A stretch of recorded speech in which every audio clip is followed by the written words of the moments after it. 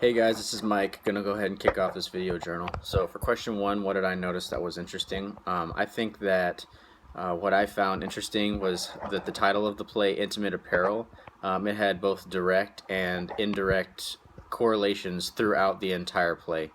Intimate apparel, obviously, Esther was a seamstress who made intimate apparel, but it was all, I think this play was a lot, the main theme was about intimacy, and I think that intimate, the word intimate is very sensual, appeals to the senses, and it helps kind of lay the framework for those correlations.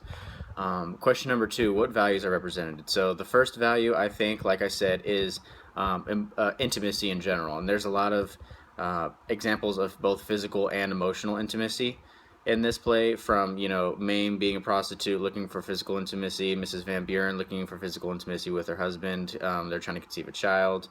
Um, you know, um, there's plenty of examples. I'm going to keep it brief. Emotional intimacy. Pretty much every person in the entire play is looking for emotional intimacy in some way.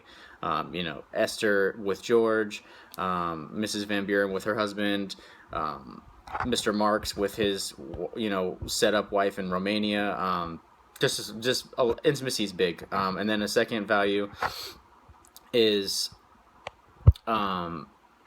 social inequality. So there are a lot of representations of both gender and racial inequality throughout this. Just a plethora of examples. So I mean, we can discuss that more later on. Question number three: reading with a pencil. So after reading this play, or about midway through reading the play, I decided to stop and do a little bit more research on early 1900s life, especially in urban areas in New York City and specifically, so I could kind of get more context of what the working and living conditions were like and the quality of life, so that could help me frame the play a little bit better. Moving on, question number four.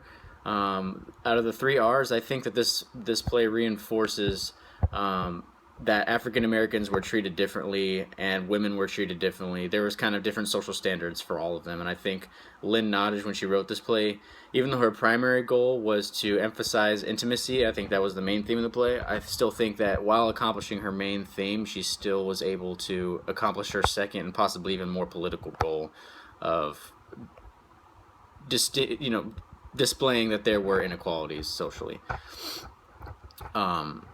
Question number five, stereotypes. So I do think there are still stereotypes of African Americans and other groups. I think most stereotypes come either ethnically or religiously biased, and the way they exist in all forms of life. I mean, from big media, commercial advertising, to even the small things like just jokes, little racist jokes that are harmless, seemingly harmless, but they still perpetuate stereotypes. And to stop stereotypes, I think people just need to have more awareness and more mental fortitude to be able to, acknowledge when a stereotype is happening within themselves, or when they see it, and have the mental fortitude to not label a group of people, by the actions of one. Don't paint with a broad brush a group of people just by the actions of one.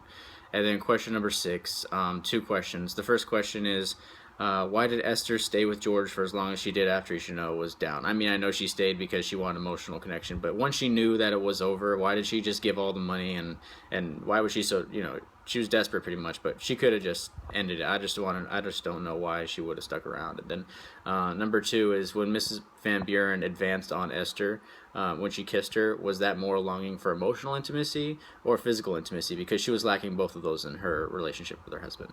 So thanks for listening, guys. This is Mike. Take it easy.